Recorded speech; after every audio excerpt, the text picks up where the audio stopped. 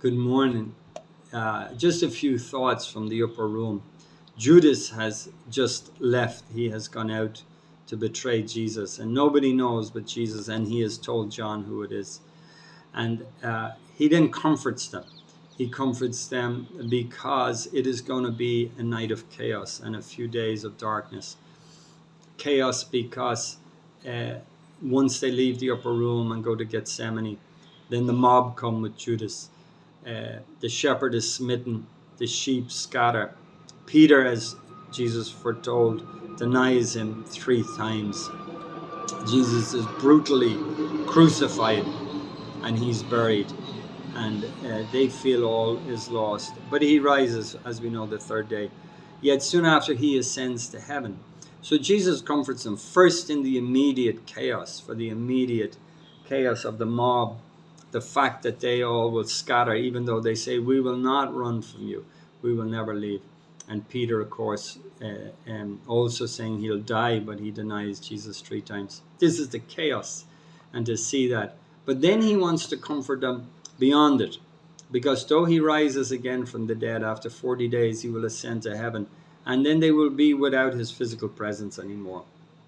But he says, I'll send you another comforter. I'll send you the Spirit of truth who will lead you into all truth. My peace I leave you, my peace I give you, not as the world gives, give I unto you. He comforts them in many ways and gives them. Right at the end of this time of comfort, he says, arise. And this is a command. This is the Passover feast, as we know. The Last Supper is a Passover feast. And the first Passover was held in Egypt, the night that the Jews were taken out of Egypt and then through the Red Sea. And the firstborn of the Egyptians was killed. On that night, they ate the Passover. They had the lamb in the house. They all ate. But the instruction was you were to eat standing on your feet, with your loins girded. That means your coat on and ready to go, and your staff in your hand and your shoes on your feet. And you ate ready to go. They were alert. They were ready. They were standing on their feet. Here Jesus says, arise. I want you alert. I want you sober. I want you to listen more intensely. We had a time of comfort. We had a time of fellowship. But now we're moving. Moving in the night because we're going out to face the mob, though he doesn't tell them that. And we're going out to face the world, for soon you will be leading where Christ led. Now you will take the forefront, and you will get the brunt of the opposition, and the brunt of the persecution will hit you. Arise. And here he speaks to them words of challenge, no longer words of comfort. Earlier he says to them, little children, I speak to you. He's like a dying parent speaking to little children to comfort them before he goes. But here now he stops and changes the tone. Here he's talking as a commander to his soldiers, as to the apostles. And he's saying to them, arise. Like God said to Job, Job, stand on your feet and speak to me like a man. Here he's saying, arise, I want to speak to you. It's good that you're comforted. You're apostles, but you're also men. You need comfort. You have hearts that need to be comforted, assured. But you're also apostles, and you need to be as soldiers, and you need to fight the good fight. And he says to them, I want you to bear fruit, and fruit that remains. And unless the branch abides in the vine, it cannot bear fruit. And this is the main source of fruitfulness. Abide in the vine. The only source of fruitfulness. Christ is the vine. Stay close to him. Stay connected with him. And as a physical illustration, the branch, if it is attached to the vine, then it has a chance. There are times a branch can be attached to a tree, but it's actually dead. For some reason, the sap is not reaching out to that branch. That particular branch has died, even though it's still attached. Second thing, a branch, when it's attached, the sap has to be flowing to it, and a good amount of sap flowing through into the branch. And if there is, then it can bear fruit. So that's the goal of it. So he says 2 things to them. He says, my Father is the farmer. These are not wild trees in the field. These have a farmer. These have a husbandman, a gardener watching over them, pruning them. And he says he prunes. He will cut back, not cut off. He says anyone who was cut off, and that is a reference to Judas, who was never made that attachment.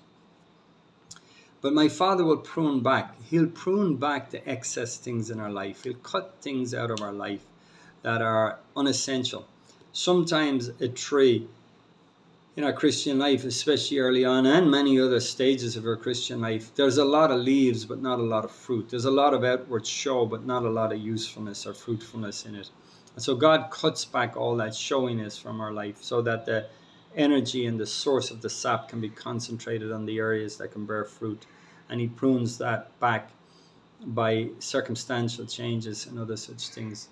So just finally and very quickly, the meaning of the parable is that the branch being attached is that we must stay attached to the teaching of Christ.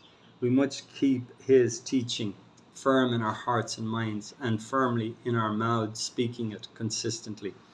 And in the teaching of the truth, we have to teach only the truth. But we also must stop that false things don't get in. When I say false things don't get in, one of the roles of the apostles or anybody leading in a family, in a church, is to guide and to guide into truth, guard against wrong things getting in. And then also truth must be proportionate. Don't speak too much on one. Don't have your pet subjects. Don't speak too much on one. It's got to be evenly balanced on a variety of subjects, with the priority given to the cardinal doctrines. Cardinal means hinge, everything hangs on it. And the hinge doctrines are Jesus Christ is the Son of God. He's fully God and fully man. There is God the Father, Son, and Holy Spirit. There is man is a sinner. He cannot save himself. He can be saved only through the death and resurrection of Jesus Christ. There is a judgment for the living and the dead to come. We have been commissioned to go into all the world. God has given us the scriptures, one book, no other book, as our guide to the ends. These and others are cardinal doctrines. Secondary doctrines are important. They should be taught clearly, and they should be taught also, but not as frequently and not with as much emphasis. Secondary doctrine, the gifts of the Holy Spirit, the order of the second coming of Jesus Christ, prosperity, healing, deliverance, and these things, important, but secondary, and so there must be proportion. Very last, what does it mean of the sap flowing into the branches, the sap flowing into the tree? The branch being attached is the teaching. We must stay close to the teaching that is right. The sap flowing into it, we must have the right spirit. We can have the right teaching, but the wrong spirit. This was the problem of the Pharisees. The Pharisees are like comical figures with their black robes and their long beards and their showiness all through the Gospels. They're like just dark comedy in the Gospels, but they're there for a reason, and they're prominently and throughout them for a reason, because we can take on the same approach of the Pharisees. Beware, Jesus warned the apostles, of the leaven of the Pharisees and the Sadducees. Beware of it, because it gets in so little, so easily, and then it just infests and just gets through our whole being. We've got all the right teaching. We've got all the right doctrine. Every tot and tittle, we got that down to a thing. We tied mint and cumin, and we got the whole thing down. But we're meaner than a junkyard dog.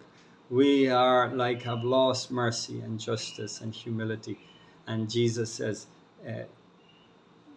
keep the first. Do all the things that you're doing, but don't forsake these other things. Jesus came full of grace and truth. So that's it. Stay attached with the truth, but keep the spirit right. Okay. Have a good day. Bye-bye.